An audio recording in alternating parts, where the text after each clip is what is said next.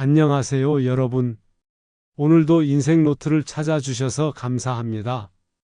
혹시 처음 오신 분들은 구독, 좋아요, 알림 설정 먼저 부탁드립니다. 저는 이렇게 제 채널을 통해 우리 주변의 사람 사는 이야기를 들려드리고 싶습니다. 많이 공감해 주시고 많이 들어주세요. 자, 그럼 오늘 이야기 시작하겠습니다. 팔순 잔치날 화려한 식당 안은 사람들로 가득 찼습니다.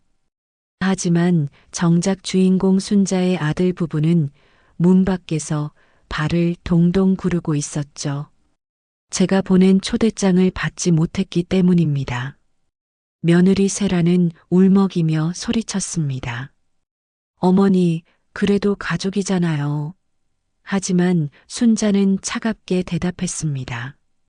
가족은 마음으로 맺는 거야.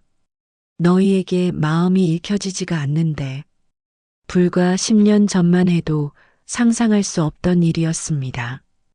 칠순 생일날 혼자 시장 가게를 닫고 기다렸던 그 여자가 이제는 당당하게 자신을 무시했던 가족들을 문 밖에 세워두고 있으니까요.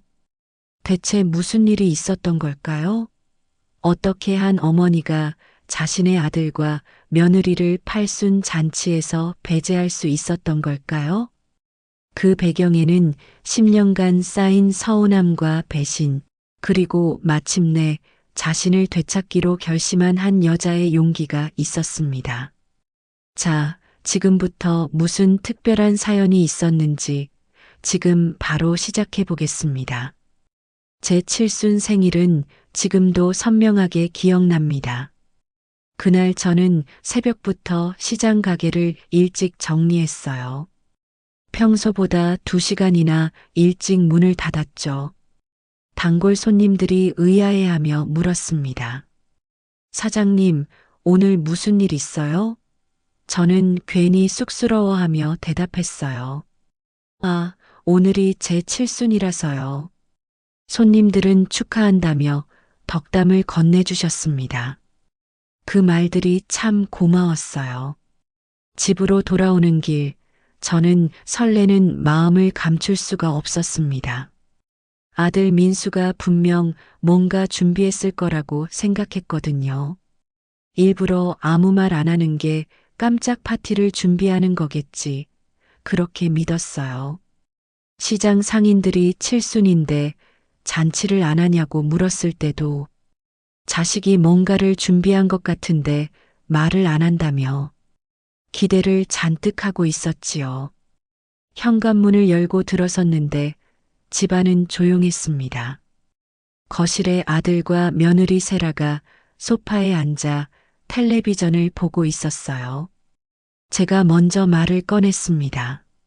나왔어. 민수가 고개를 돌리더니 말했어요. 아, 엄마 오셨어요? 그냥 그렇게 끝이었습니다. 세라는 휴대폰만 들여다보고 있었고요. 저는 부엌으로 가서 물을 한 잔 마셨어요. 목이 말랐습니다. 아니, 정확히는 뭔가 말이 나오지 않았던 거죠. 저녁 시간이 되었습니다. 저는 속으로 생각했어요. 아, 저녁 먹으러 나가자고 하겠구나. 그런데 민수가 입을 열었을 때 나온 말은 달랐습니다. 엄마, 오늘은 그냥 집에서 간단하게 먹어요. 요즘 회사 사정이 안 좋아서요. 엄마 칠순 생신이 거 아는데. 죄송해요. 잔치는 나중에 여유 생기면 그때 크게 해드릴게요. 저는 고개를 끄덕였습니다. 아니, 끄덕일 수밖에 없었습니다. 그래, 요즘 다 어렵지. 뭐? 이해한다고 말했어요. 하지만 제 목소리는 떨리고 있었습니다. 원래 평소에도 살갑게 자라던 아들 며느리는 아니었기에 기대가 막 컸던 건 아니었지만 그래도 칠순 생일에는 뭔가 준비를 했을 거라는 제 생각은 많은 실망감으로 돌아왔습니다. 그날 저녁은 냉장고에 있던 반찬으로 대충 차려 먹었어요. 미역국도 없었습니다. 생일에는 을에 미역국을 먹는 게 우리 풍습인데 그것조차 없었죠. 밥을 먹는 내내 아무도 제 생일 이야기를 꺼내지 않았습니다.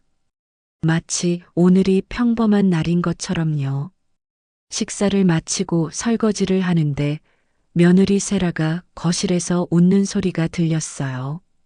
저는 궁금해서 살짝 고개를 내밀었습니다. 세라가 휴대폰을 보며 민수에게 뭔가를 보여주고 있었어요. 두 사람이 낄낄대며 웃고 있더라고요. 저는 다시 설거지에 집중했습니다. 그게 뭔지는 몰랐지만 왠지 보고 싶지 않았어요. 설거지를 끝내고 거실로 나왔을 때였습니다. 세라가 저를 보더니 얼른 휴대폰을 숨기더라고요. 뭐 재미있는 거 있나 본데 나도 좀 보여줘봐 했더니 우리 생각 없는 며느리는 뜻밖의 얘기를 꺼냈습니다. 그럼 어머니, 잠깐 이것 좀 보세요. 휴대폰 화면을 제게 들이밀었습니다.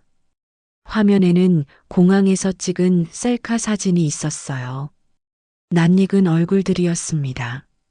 세라의 부모님, 그러니까 저희 사돈 되시는 분들이었죠. 저는 물었습니다. 이게 뭐니? 세라가 아무렇지 않게 대답했어요. 아, 저희 부모님이 며칠 전에 환갑이었잖아요.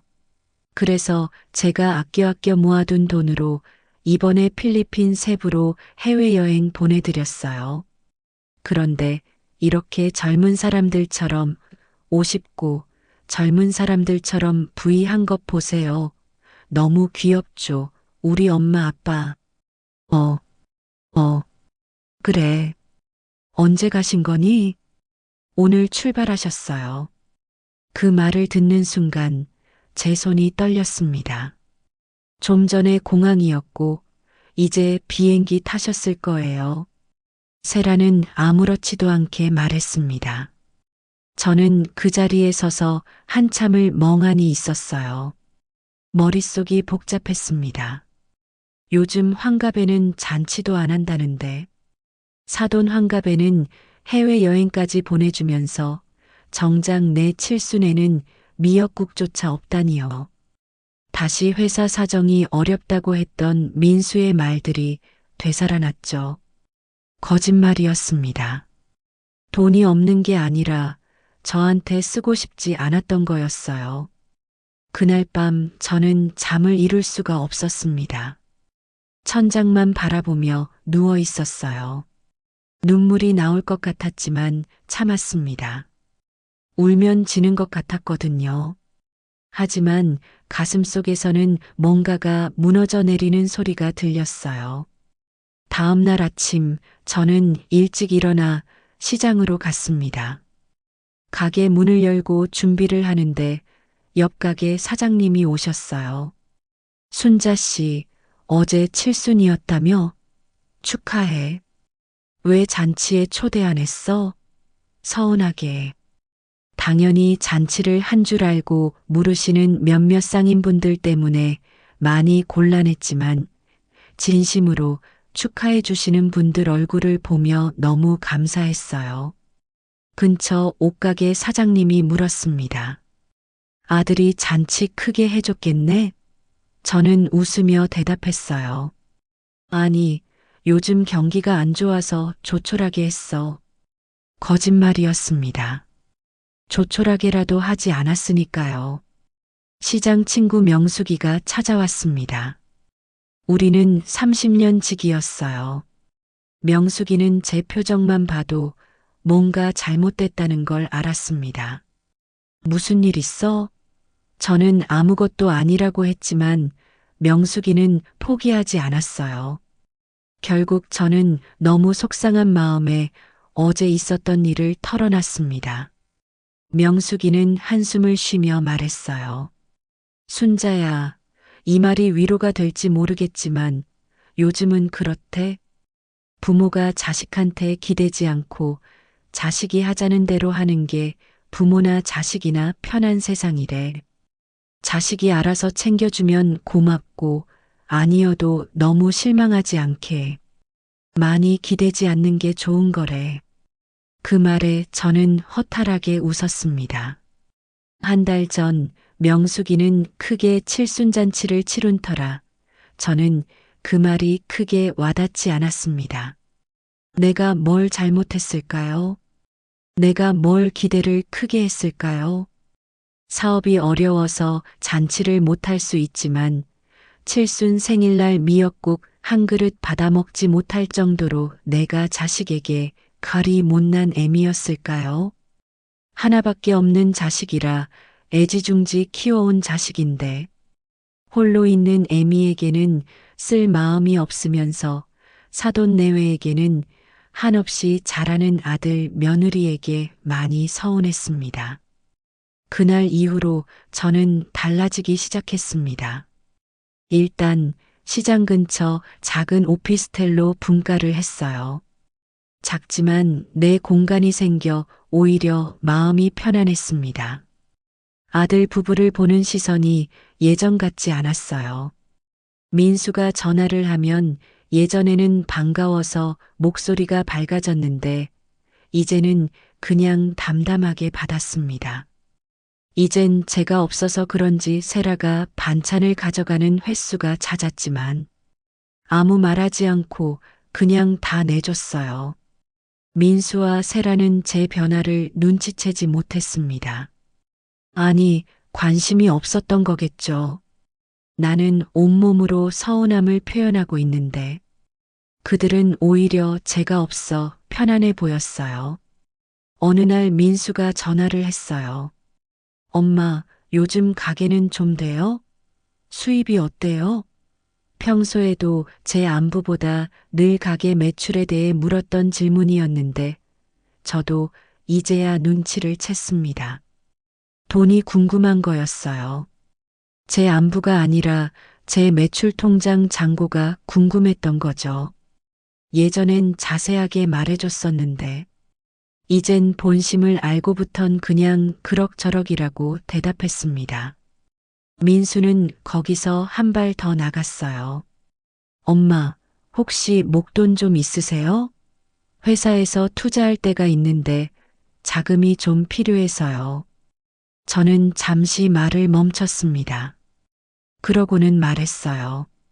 나도 오피스텔 구하고 장사도 예전 같지 않아서 요즘 여유가 없구나. 민수는 실망한 듯 전화를 끊었습니다. 밤마다 저는 혼자 앉아서 생각에 잠겼어요. 내가 뭘 잘못했을까? 아들을 어떻게 키웠길래 이렇게 됐을까? 돌아가신 남편 생각도 났습니다. 여보, 당신이 살아 있었으면 우리 아들이 이러지는 않았을 텐데. 혼잣말을 했죠. 어느 날 저녁, 저는 오래된 사진첩을 꺼냈습니다. 민수 어릴 적 사진들이 가득했어요. 돌잔치 사진, 초등학교 입학식 사진, 운동회 사진. 사진 속 민수는 환하게 웃고 있었습니다. 제 손을 꼭 잡고 있는 모습도 있었어요. 저 아이가 언제부터 이렇게 변했을까? 사진을 보며 눈물이 났습니다. 그때 제 휴대폰이 울렸어요. 손녀 유리였습니다. 유리는 대학생이었는데 가끔 저한테 전화를 했어요. 할머니, 요즘 어떻게 지내세요? 유리의 목소리는 따뜻했습니다. 저는 괜찮다고 대답했어요. 유리가 말했습니다. 할머니 칠순생신 때 못 가봐서 죄송해요. 이번 주말에 제가 갈게요. 제가 가서 할머니 좋아하시는 맛있는 손녀표 된장찌개 해드릴게요. 주말이 되어 유리가 왔습니다. 유리는 장을 보더니 부엌에서 뚝딱뚝딱 뭔가를 만들기 시작했어요. 저는 거실에 앉아 유리가 요리하는 모습을 지켜봤습니다. 한참 후에 유리가 상을 차려왔어요. 된장찌개가 아니라 소고기가 든 미역국이었습니다.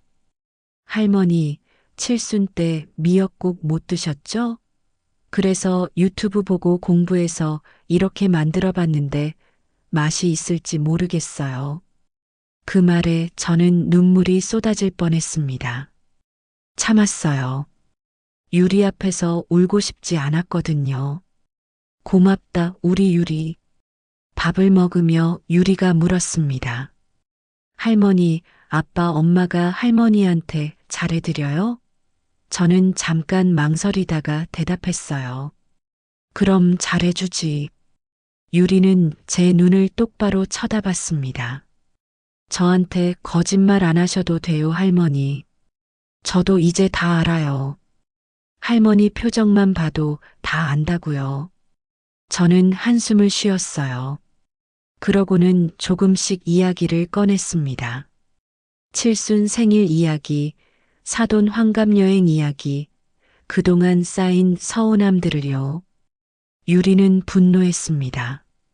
아빠가 어떻게 그럴 수가 있어요? 할머니 칠순인데 외할머니 환갑 때 여행은 또 뭐예요? 저는 유리를 진정시켰어요. 괜찮아. 다 지나간 일이야. 저는 혹시나 유리가 부모를 미워할까 싶어 괜히 말했나? 후회했습니다. 하지만 유리는 본인 기준과 생각이 있는 아이로 잘 성장해서 인지 오히려 저를 안심시켰습니다. 괜찮지 않아요, 할머니. 이건 잘못된 거예요. 아빠, 엄마께 이 부분에 대해 얘기를 할 거고, 아빠, 엄마가 간과하고 있는 부분이 무엇인지 얘기 드릴 거예요. 저도 이제 성인이잖아요. 그동안 봐왔던 부모님의 잘못하신 부분을 이제 말씀드려야겠어요. 그날 이후 유리는 자주 저를 찾아왔습니다. 그리고 어느 날 유리가 제안을 했어요. 할머니, 팔순 때는 제대로 해요. 할머니가 원하시는 대로요. 저도 할머니 팔순 해드릴 수 있을 정도로 능력돼요. 저는 고개를 저었습니다. 아니야, 괜찮아. 유리가 말했어요. 아니에요. 할머니도 대접받을 자격이 있어요. 유리의 말을 듣고 저는 생각에 잠겼습니다. 팔순, 대접받을 자격. 이제 3년밖에 남지 않았어요. 그동안 저는 늘 남을 위해 살았습니다. 남편을 위해, 하나밖에 없는 아들을 위해, 며느리를 위해, 손녀를 위해, 정작 저 자신을 위해 산 적은 없었어요. 그날 밤 저는 결심했습니다. 팔순 때는 달라야겠다고요. 제가 원하는 방식으로 저를 진짜 아끼는 사람들과 함께 보내야겠다고 생각했어요. 서운함이 점점 단단한 결심으로 굳어지고 있었습니다. 시간이 흘렀습니다. 민수 부부는 여전했어요. 필요할 때만 연락이 왔습니다. 세라는 가끔 가게에 들러 반찬을 쓸어 갔고, 민수는 전화로 돈 이야기 외에 별 다른 얘기는 없었죠. 그들의 눈에는 제가 허수아비로 보이나 봅니다. 그동안 내가 이런 대우를 받고 있었구나. 저는 점점 냉정해졌습니다. 남보다 못한 사이가 이런 걸까요? 명숙이 말대로 그들에게 기대하는 걸 멈췄어요. 어느 날 세라가 가게로 왔습니다. 손에는 명품 가방을 들고 있었어요. 새로 산 거였죠. 저는 물었습니다. 가방 새로 샀니? 세라가 자랑스럽게 대답했어요. 네, 할인해서 샀어요. 예쁘죠? 저는 고개를 끄덕였습니다. 그러면서 속으로 생각했어요. 늘 전화해서 사업이 어렵다고 하더니 명품 가방을 사는 건 뭘까? 세라는 또 말했습니다. 어머니, 다음 주에 저희 집에 없을 거예요. 저희 부모님이랑 잠깐 여행 다녀오려고요. 이번엔 유럽이래요. 아, 그래. 저는 무덤덤하게 대답했어요. 세라는 제 반응이 시큰둥하자 금방 화제를 돌렸습니다. 어머니, 반찬 좀 싸주세요. 다음 주에 유럽으로 가니까 유럽 음식이 입에 안 맞을 수 있어서 이것저것 좀 싸가려고요. 부모님이랑 유리 아빠까지 먹으려면 좀 넉넉히 있어야 하니 이것저것 좀 모자라지 않게 싸주세요. 상하지 않는 밑반찬 위주로 좀 부탁드려요, 어머니. 저는 말없이 반찬을 싸줬습니다. 세라는 고맙다는 인사도 제대로 하지 않고 나갔어요. 저는 그 뒷모습을 바라보며 한숨을 쉬었습니다. 저는 이제 반찬 싸주는 기계가 된 것 같았어요. 마음이 아픈 건지, 허한 건지, 속이 쓰렸습니다. 그러던 어느 날 저는 병원에 갔습니다. 정기 검진 때문이었어요. 검사를 마치고 진료실에서 의사 선생님과 이야기를 나누고 있었습니다. 그런데 옆 창구에서 익숙한 목소리가 들렸어요. 민수 목소리였습니다. 저는 고개를 돌렸어요. 민수가 병원 직원과 뭔가 이야기하고 있었습니다. 보험 관련 서류를 작성하는 것 같았어요. 저는 진료를 마치고 슬쩍 다가갔습니다. 민수야. 민수가 깜짝 놀라며 돌아봤어요. 엄마, 여기는 왜요? 검진하러 왔다고 했죠. 민수는 어색하게 웃었습니다. 그때 제 눈에 민수가 작성하던 서류가 보였어요.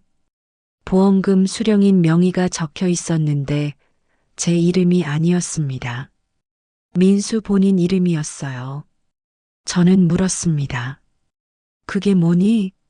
민수가 당황하며 서류를 감췄어요. 아, 이거요? 그냥 보험 관련 서류예요. 저는 더 이상 묻지 않았습니다. 하지만 알았어요. 제 보험금 수령인을 민수 명의로 바꾸기 위해 알아보려고 했던 거리요. 집으로 돌아오는 길, 저는 모든 게 이해됐습니다. 칠순을 대충 넘긴 것도, 돈 이야기만 하던 것도, 모든 게 돈 때문이었어요. 저는 아들에게 어머니가 아니라 돈줄이었던 겁니다. 그날 밤 저는 결심했어요. 더 이상 당하고만 있지 않겠다고요. 제 재산을 지켜야겠다고 생각했습니다. 다음 날 저는 은행에 갔어요. 통장 정리를 시작했습니다. 민수가 아는 가게 매출 계좌는 최소한의 돈만 남겨두고 나머지는 새 계좌로 옮겼어요. 그리고 법무사 사무실을 찾아갔습니다. 상담을 받고 싶다고 했죠. 법무사는 친절하게 설명해 줬어요. 재산을 보호하는 방법, 증여하는 방법, 유언장 작성하는 방법까지요. 저는 메모하며 들었습니다. 며칠 후 저는 다시 법무사 사무실을 찾았어요. 이번에는 구체적인 서류를 준비하러 갔습니다. 제 재산 중 일부를 손녀 유리에게 증여하는 서류였어요. 조건이 있었습니다. 민수의 간섭을 금지하는 조항을 넣었죠. 유리에게는 미리 이야기했습니다. 유리는 놀랐어요. 할머니, 괜찮으세요? 아빠가 알면 난리 날 텐데요. 저는 괜찮다고 했습니다. 이제는 내가 결정할 거야. 유리는 말했습니다. 할머니, 저는 할머니 재산에 욕심 없어요. 그냥 할머니 이제 힘든 가게 그만두고 있는 돈으로 편하게 여생 즐기셨으면 좋겠어요.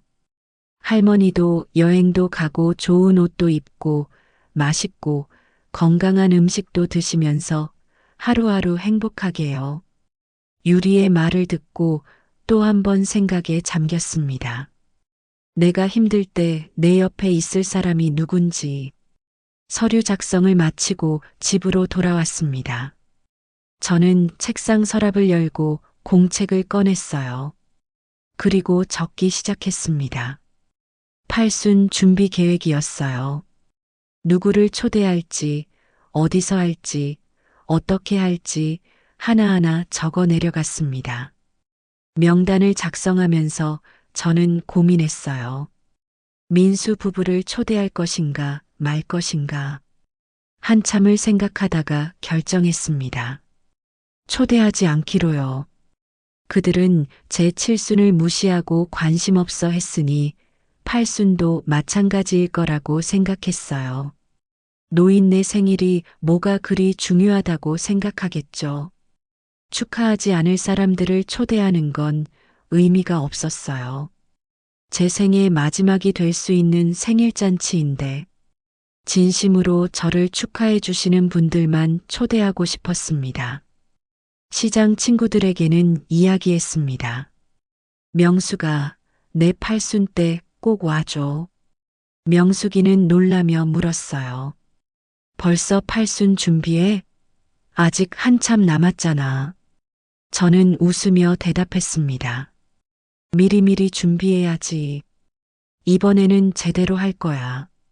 명수기가 물었어요. 민수네는? 저는 잠시 말을 멈췄다가 대답했습니다. 글쎄 모르겠어. 명수기는 제 표정을 보더니 더 이상 묻지 않았어요. 시간이 흘러 팔순이 가까워졌습니다. 저는 착착 준비를 해나갔어요. 식당도 예약하고 초대장도 만들었습니다. 초대장 문구를 쓰면서 저는 오래 고민했어요.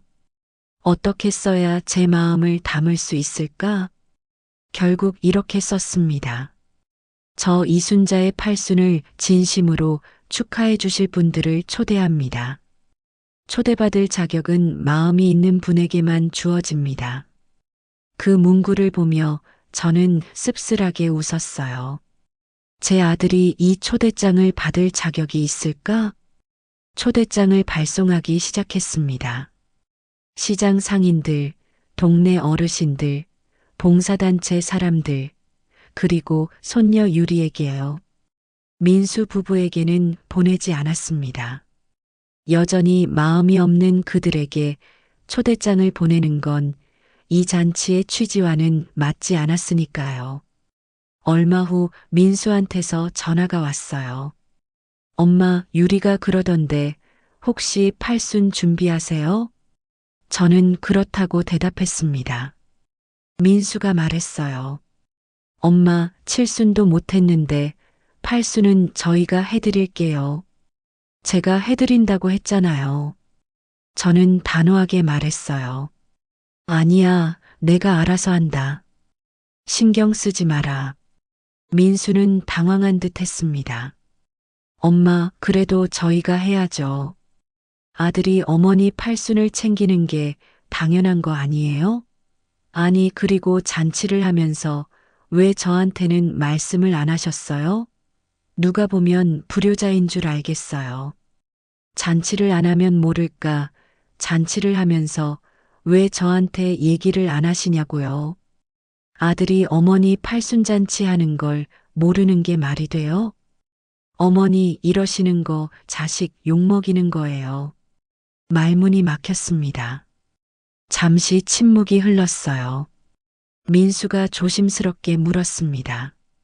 엄마, 유리가 그러던데 아직도 칠순 때 잔치 안 한 걸로 서운하신 거예요? 저는 대답했어요. 잔치를 안 해서라고 오해하지 마라. 너희의 엄마를 어떻게 생각하는지 너희 마음을 알게 된 계기가 오히려 고마운 시간이었다. 민수는 변명하기 시작했죠.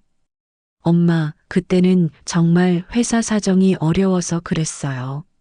말씀드렸잖아요. 저는 차갑게 말했습니다. 나도 회사 사정이 어려운 걸로 이해했었다. 하지만 미역국 한 그릇조차 내가 못 받아 먹을 만큼 너희에게 못난 애미였니? 그리고 회사 사정이 어려워도 사돈 환갑엔 해외여행 보낼 돈은 어디 있었던 거니? 그냥 마음이 없었다고 하는 게 맞다. 민수는 할 말이 없었습니다.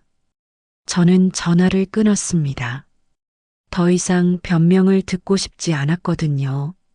며칠 후 세라한테서 전화가 왔습니다. 어머니, 팔순 준비 저희가 도와드릴게요. 민수에게서 들었을 텐데도 아무렇지 않은 척 얘기하는 며느리에게 참으로 어이가 없었습니다. 뭐 필요한 거 없으세요? 저는 더 냉정하게 대답했어요. 아무것도 필요 없고 아무것도 안 해도 된다. 세라는 당황한 목소리로 물었습니다. 어머니, 저희가 어머니께 뭘 많이 잘못했나요? 저는 어머니를 그냥 우리 엄마다 생각하고 편하게 대하고 친정 엄마처럼 많이 의지했어요. 어머니 이러시면 저희도 서운해요. 왜 팔순잔치에 저희를 배제하시는 거예요? 저희는 자식이잖아요. 이러시면 유리 아빠나 저나 주위에서 뭐라고 하겠어요. 세라가 울먹이기 시작했어요. 어머니, 저희가 뭘 그렇게 잘못했냐고요. 억울해요. 세라야, 잘못한 게 뭔지 모르겠으면 그동안 너가 한 행동에 대해 생각해봐. 너가 어머니라고 부르는 사람을 얼마나 존중했는지, 얼마나 관심이 있었는지, 얼마나 가족이라고 생각했는지. 그리고 전화를 끊었어요. 팔순날이 다가왔습니다. 저는 새로 산 한복을 꺼내 입었어요. 거울을 보니 낯선 제가 보였습니다. 당당해 보였어요. 예전의 제가 아니었죠. 식당으로 향했습니다. 유리가 먼저 와서 기다리고 있었어요. 할머니, 유리가 달려와 저를 안았습니다.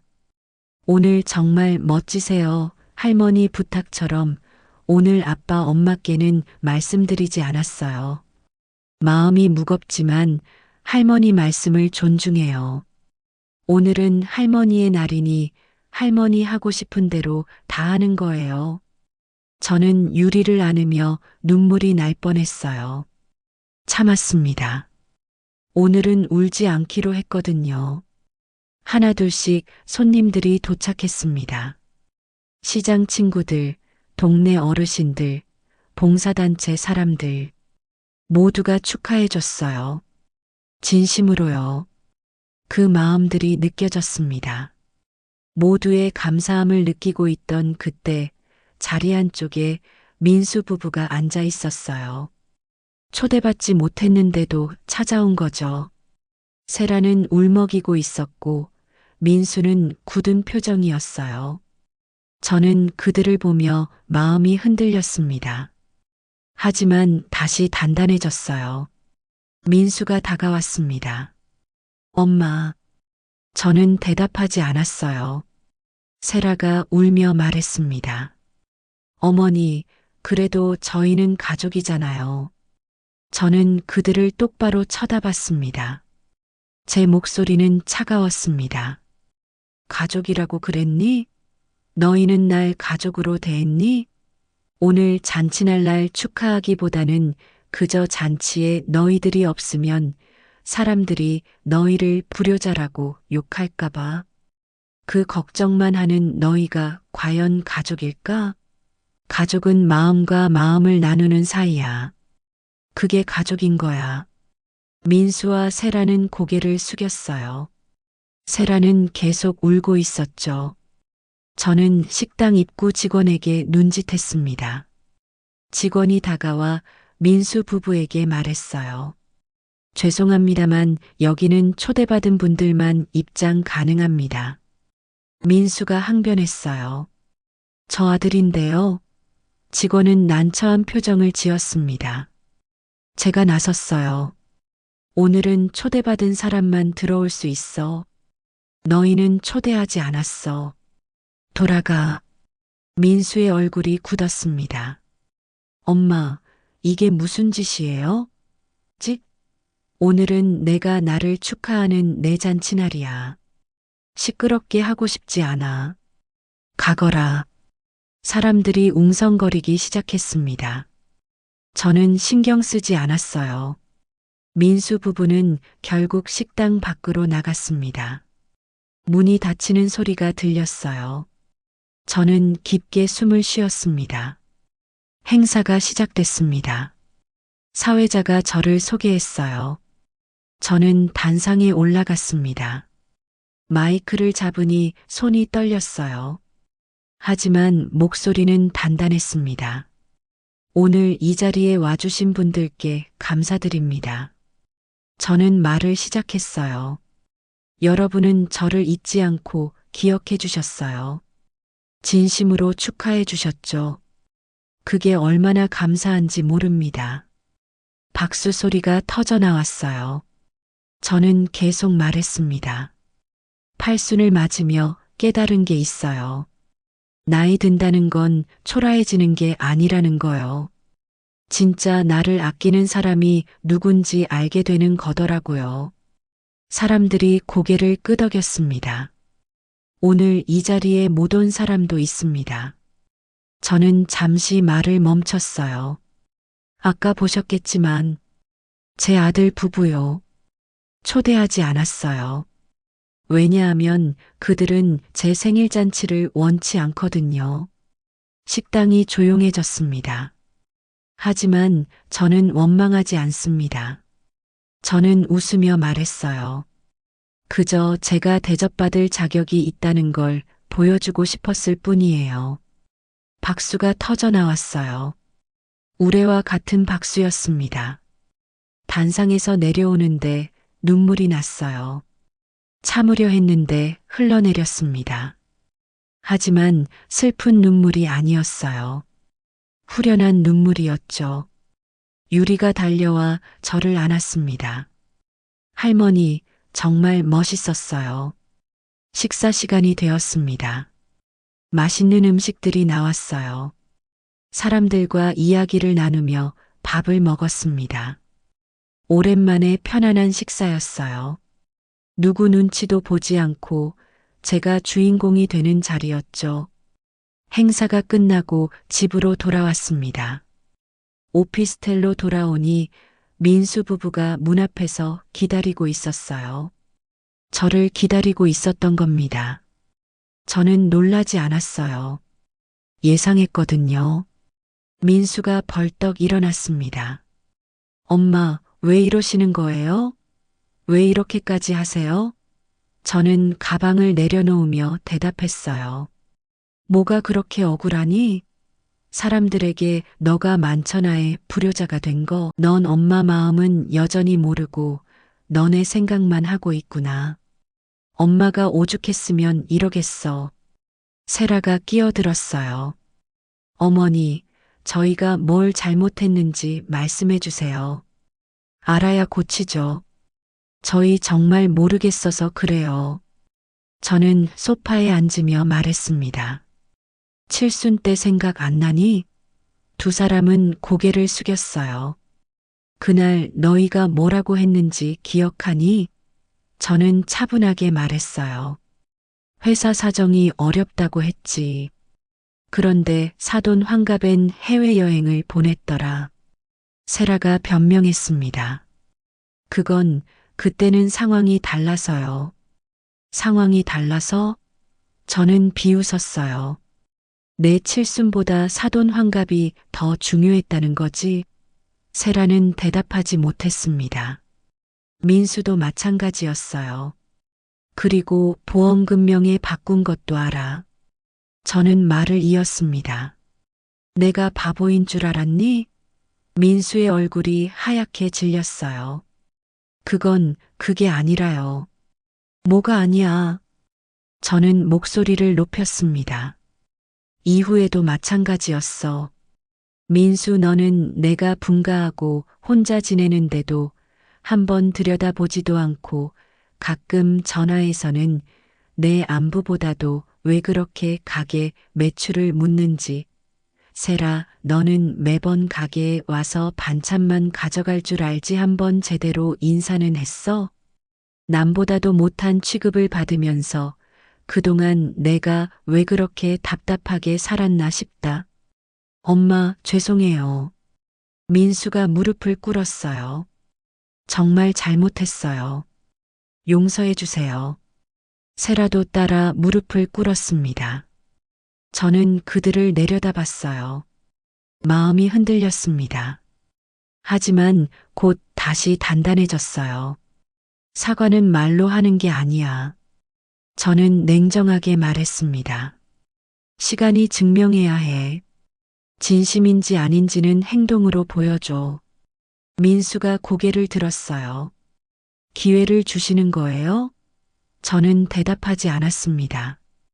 혹시나 했던 민수 부부가 조금씩 달라지기 시작했어요. 민수는 매일 전화를 했습니다. 엄마, 오늘 뭐 하세요? 식사는 하셨어요? 건강은 괜찮으세요?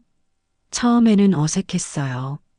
하지만 점점 익숙해졌습니다. 새라도 자주 가게에 들렀어요. 반찬을 얻으러 오는 게 아니라 일을 도우러 왔습니다. 어머니, 제가 설거지 할게요. 어머니는 좀 쉬세요.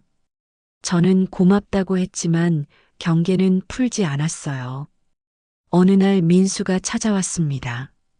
손에 뭔가를 들고 있었어요. 케이크였습니다. 엄마, 늦었지만 7순, 8순 생신 축하드려요. 저는 케이크를 받으며 복잡한 기분이 들었어요. 다 지난 생일을 왜? 저는 물었습니다. 민수가 대답했어요. 그때 정말 잘못했어요.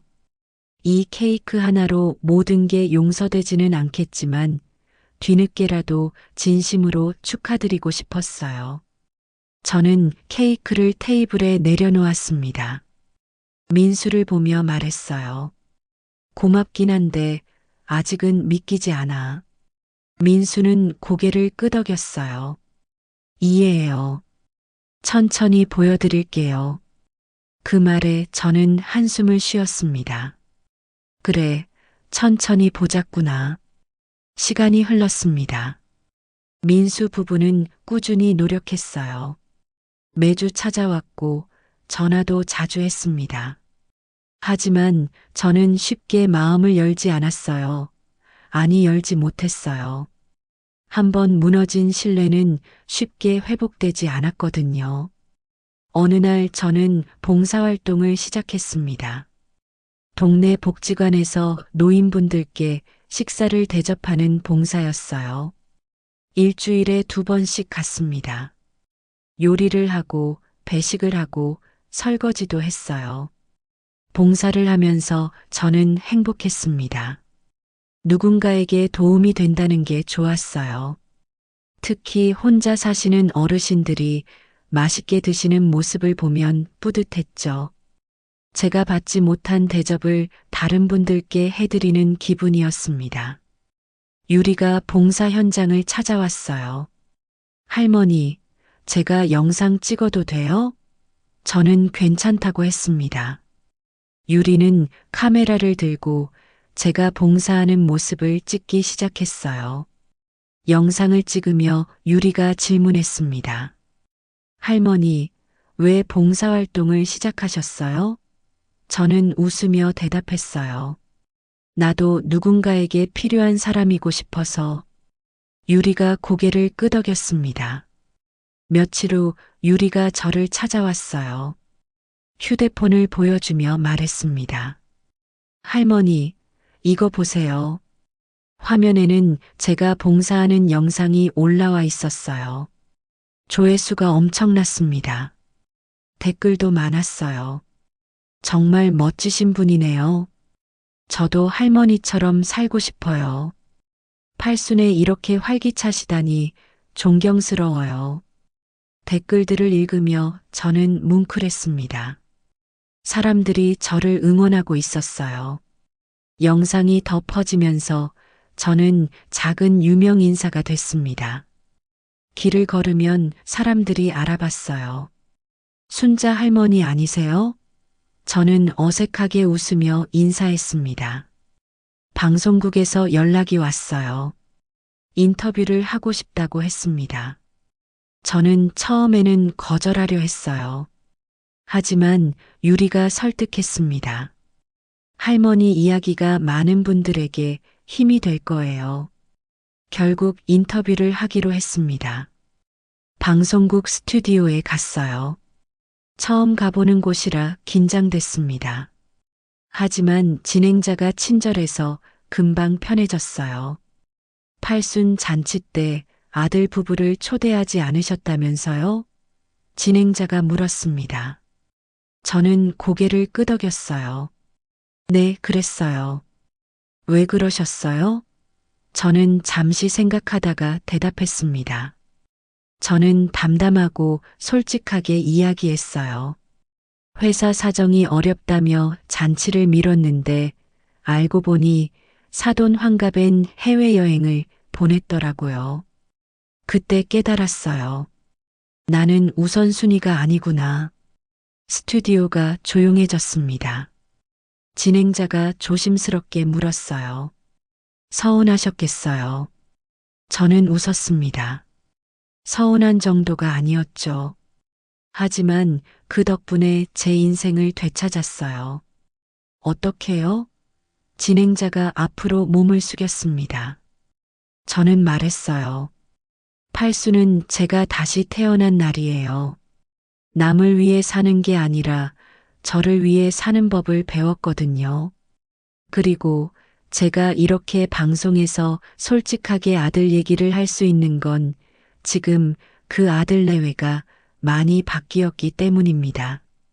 지금은 진심으로 저를 대하고 있고 저를 챙기고 있어요. 그래서 팔순은 제가 다시 태어난 날이라고 말씀드릴 수 있는 거예요. 방송이 나간 후 반응이 뜨거웠습니다. 사람들이 공감했어요. 저처럼 자식에게 서운함을 느낀 부모들이 많았던 겁니다. 저한테 편지도 왔어요. 용기를 얻었다는 내용이 대부분이었죠. 민수도 방송을 봤습니다. 다음 날 찾아왔어요. 얼굴이 창백했습니다. 엄마, 방송 봤어요.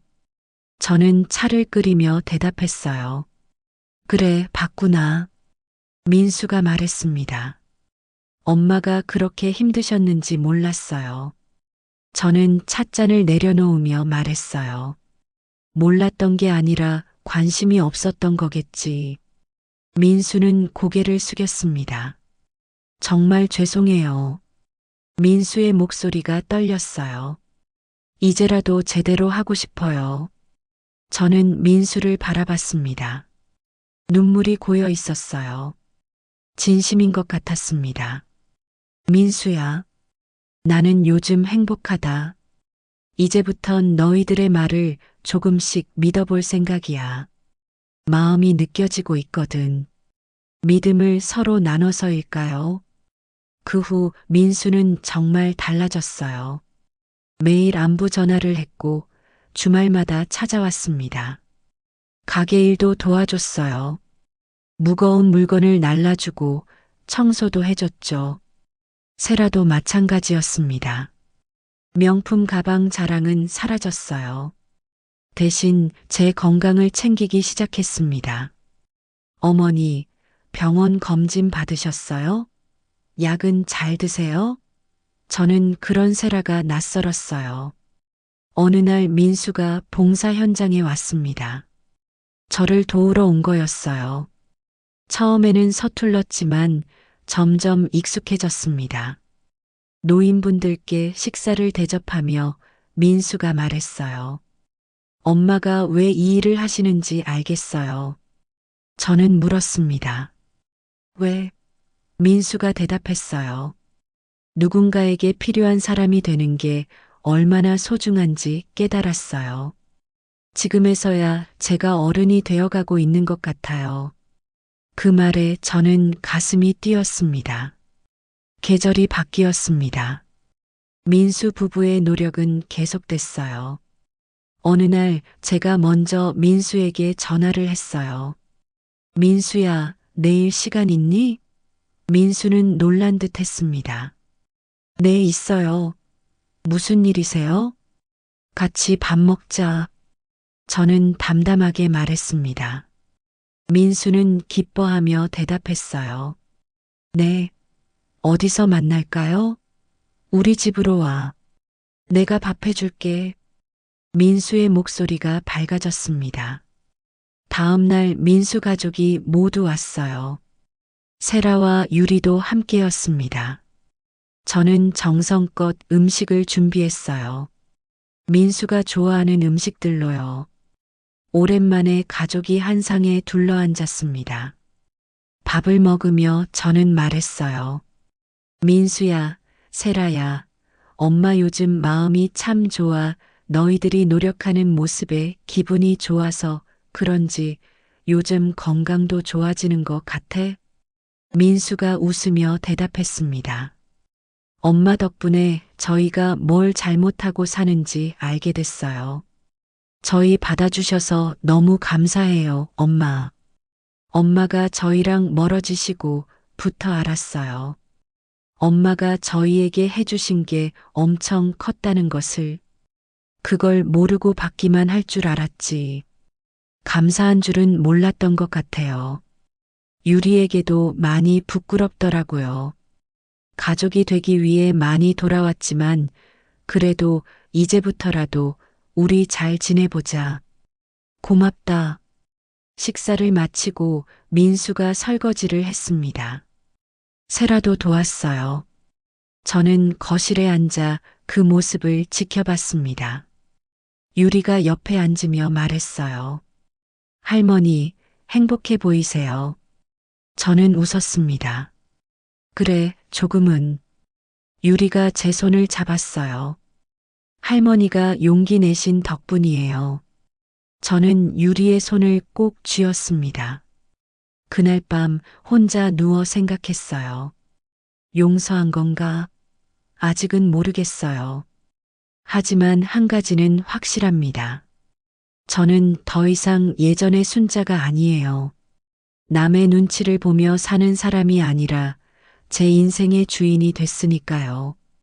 팔수는 끝이 아니었습니다. 새로운 시작이었어요. 저는 이제 제가 원하는 대로 살 겁니다. 아들이 잘해주면 고맙게 받고 아니면 혼자서도 괜찮아요.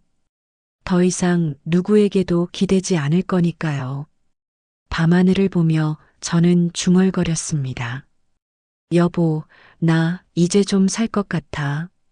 당신 걱정하지 마. 바람이 불어왔어요.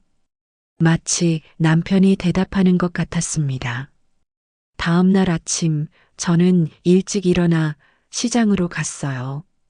가게 문을 열고 준비를 시작했습니다.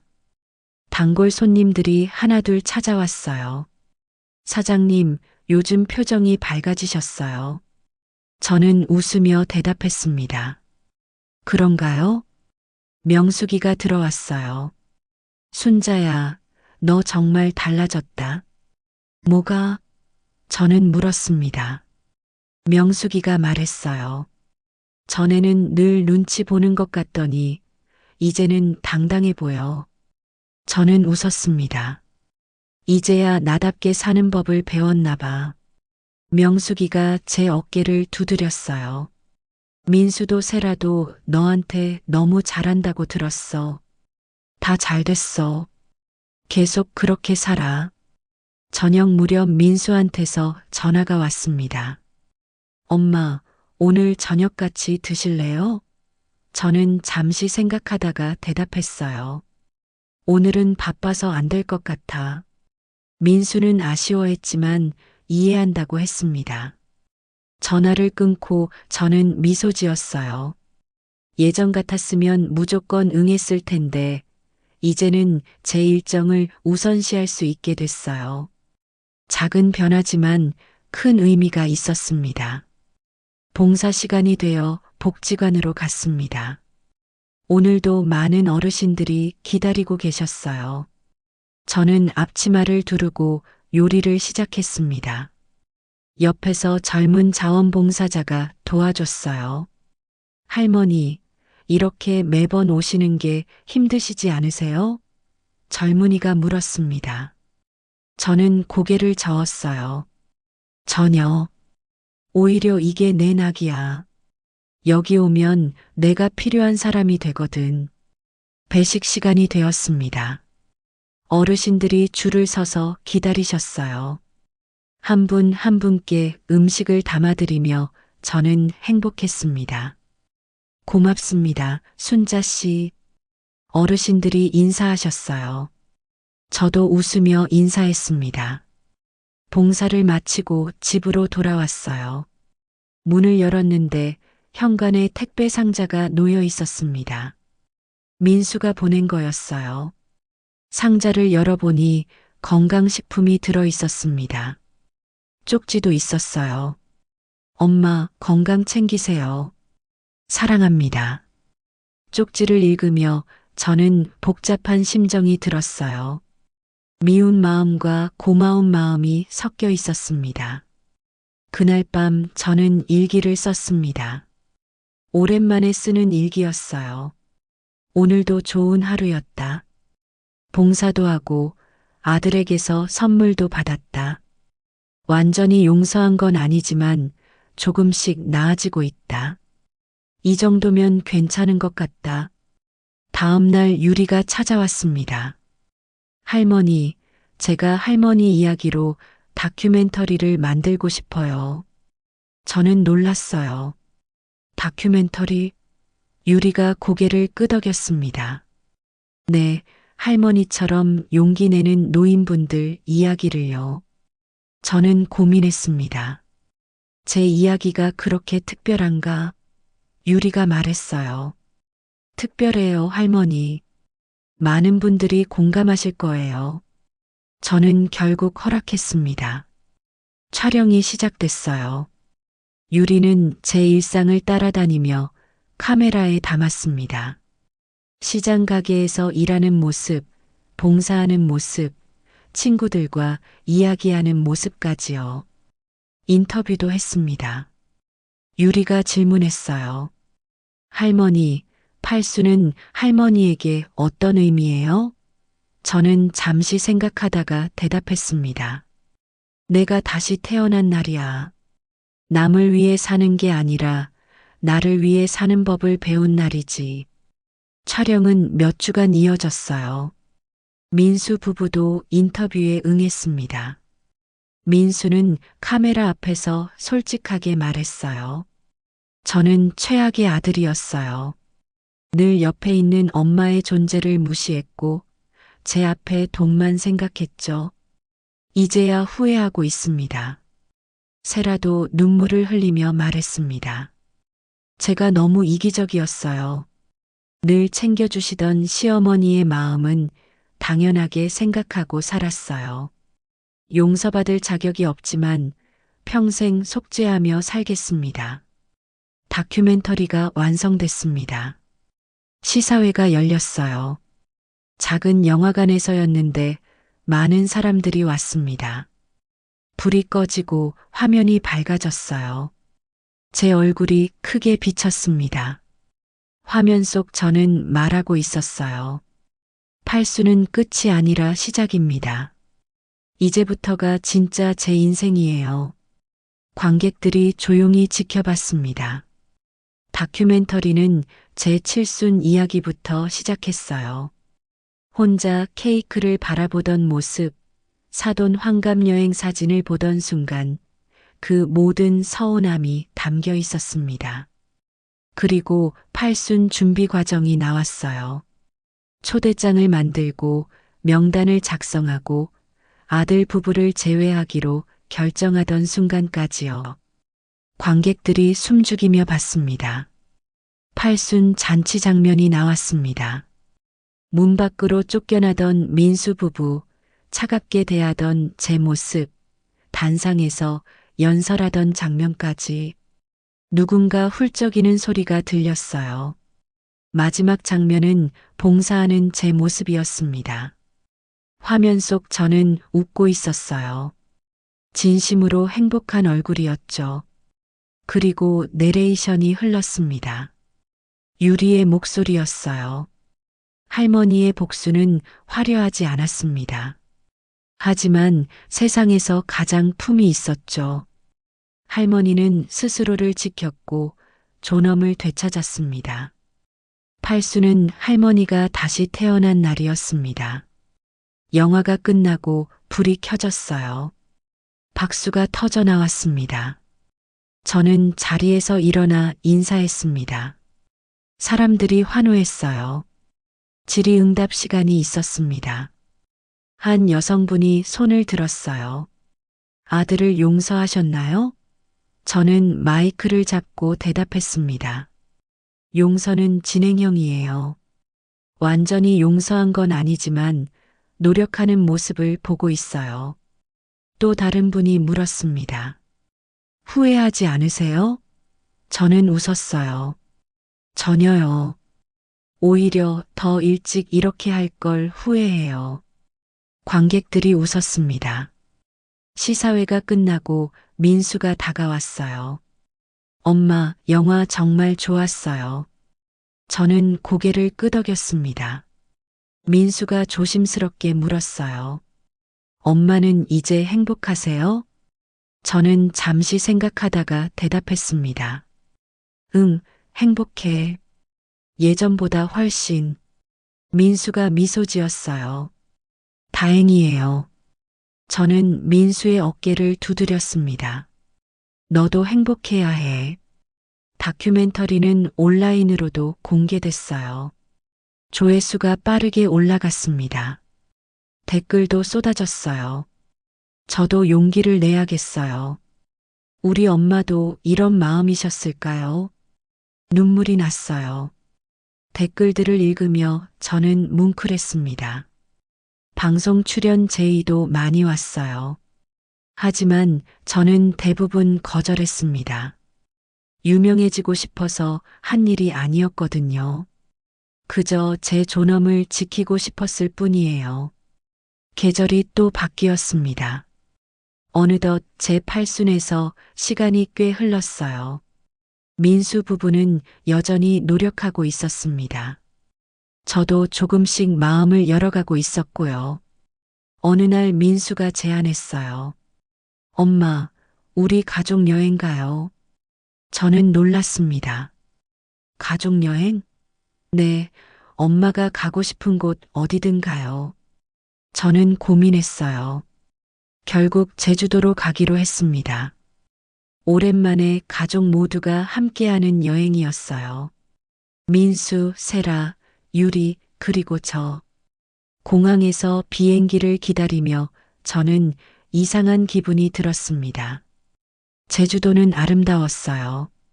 푸른 바다, 맑은 하늘.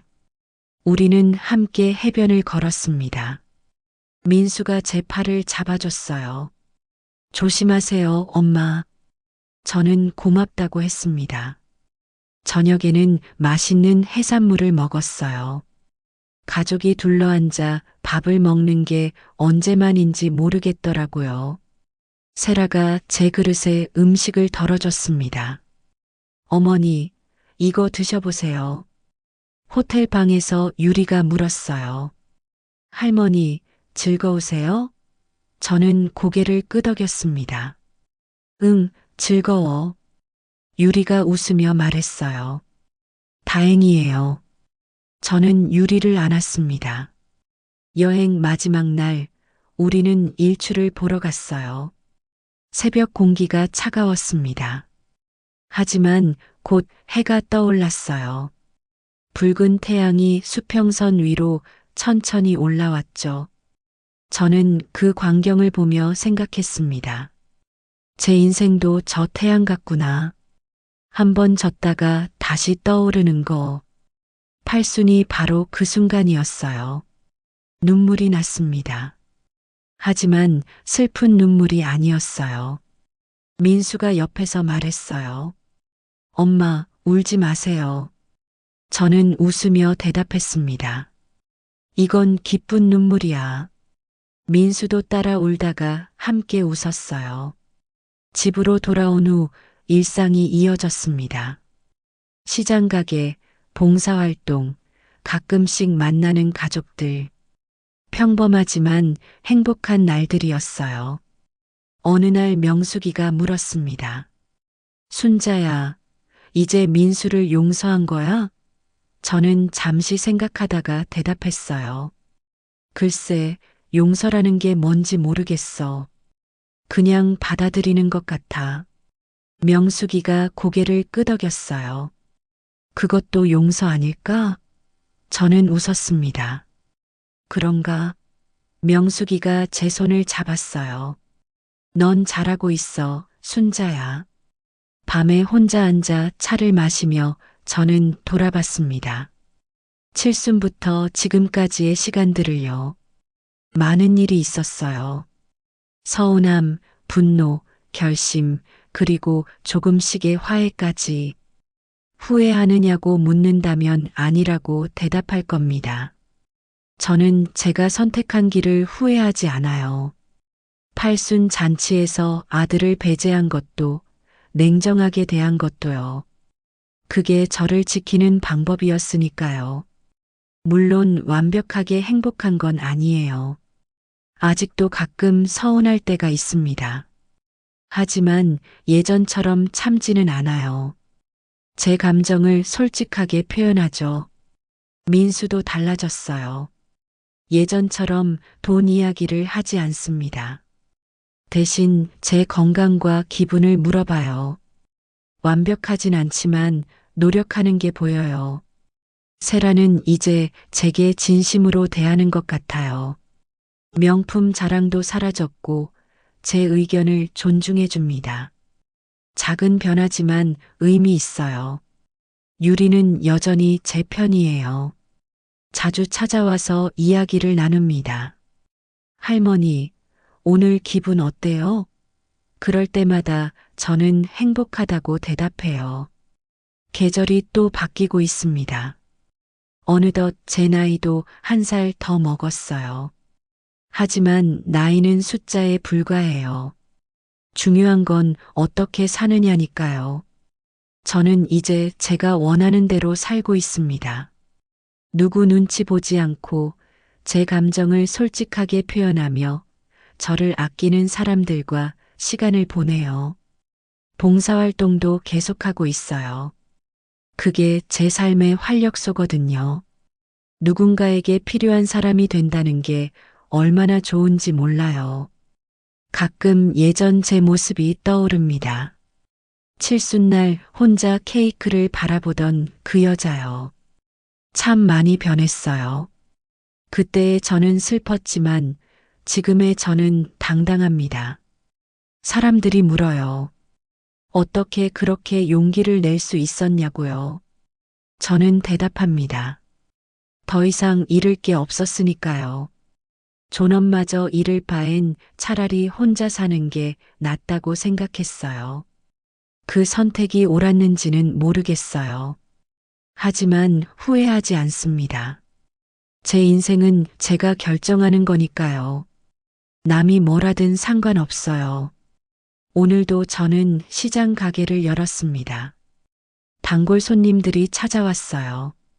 사장님, 오늘도 건강하시네요. 저는 웃으며 대답했습니다. 당연하죠. 저녁에는 봉사를 갈 겁니다. 어르신들께 따뜻한 식사를 대접할 거예요. 그리고 집에 돌아와 차 한 잔 마시며 하루를 정리하겠죠. 민수한테서 전화가 올지도 몰라요. 오면 받을 겁니다. 안 오면 괜찮고요. 저는 더 이상 누구에게도 기대지 않으니까요. 이게 제 인생입니다. 화려하지 않지만 품이 있어요. 완벽하지 않지만 솔직해요. 그리고 무엇보다 제 것이에요. 팔수는 끝이 아니었습니다. 새로운 시작이었어요. 저는 이제 진짜 제 인생을 살고 있습니다. 누구를 위해서가 아니라 저를 위해서요. 그게 제가 팔순에 배운 가장 큰 교훈입니다.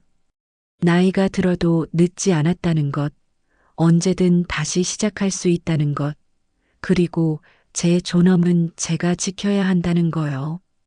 밤하늘을 보며 저는 중얼거립니다. 여보, 나 잘하고 있지? 바람이 불어와요. 마치 대답처럼요. 저는 미소 짓습니다. 내일도 좋은 하루가 될 겁니다. 시장에 나가고, 봉사하고, 사람들과 이야기 나누고, 평범하지만 행복한 하루요. 가끔 민수 부부도 보겠죠. 그들의 노력을 지켜보고 조금씩 마음을 열어갈 겁니다. 유리는 계속 제 곁에 있을 거예요. 그 아이는 제게 용기를 준 사람이니까요. 할머니도 행복할 자격이 있다고 말해준 아이죠. 제 이야기가 누군가에게 힘이 되길 바랍니다. 서운함을 참고 사는 분들, 자식에게 무시당하는 부모님들, 모두에게 말하고 싶어요. 여러분도 행복할 자격이 있습니다. 나이가 많다고 부모라고 해서 참을 필요 없어요. 여러분의 존엄을 지키세요. 그게 가장 중요해요. 저는 이제 잠들 시간입니다. 내일을 위해 푹 쉬어야죠. 눈을 감으며 저는 감사합니다. 오늘 하루도 제 인생도 모든 게 감사해요. 저는 당당하게 살아갈 겁니다. 제 방식대로요.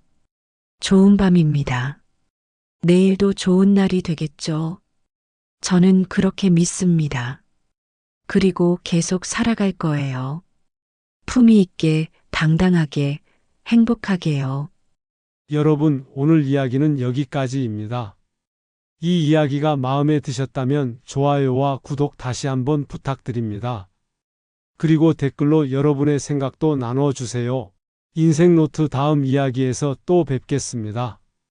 건강하세요. 감사합니다. 구독.